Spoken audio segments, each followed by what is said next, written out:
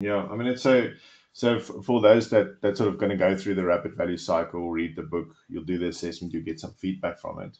I think the one key bit, specifically for technical people, would be to understand is this delivering insights is really sort of that intersection of people, platform, and approach.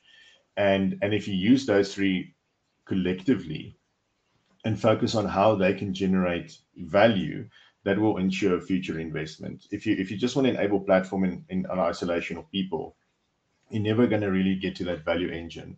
So platform on its own cannot create value. The intersection of people platform approach is actually where that value is enabled, and it happens, that's sort of where you're going to require that investment to make it done. So it's either going to be time or money that needs to be invested.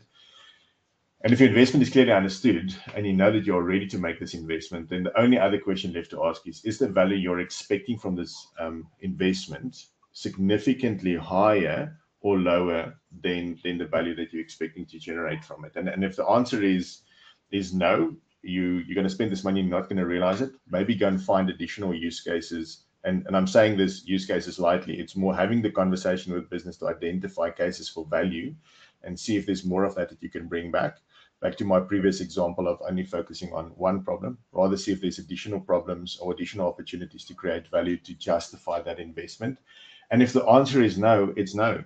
I mean, we're always looking for a yes, but if you're going through this process and the answer says Excel is good enough for now, or you're good enough with 2 data engineers, you don't need 10, then you stick with what you have. And I think by taking this approach, you ensure that all investment requirements into people, platform, and approach remains documented and defendable. And if somebody asks, what value are you enabling, you can provide a clear answer. And then by showcasing this value early on and having the ability to track it, not only protects your current investment, but it also sets you up for future investment and requirements for those investments. Matt, as what is your key message for data leaders who feel stuck in the prototype phase and can't get their projects scaled?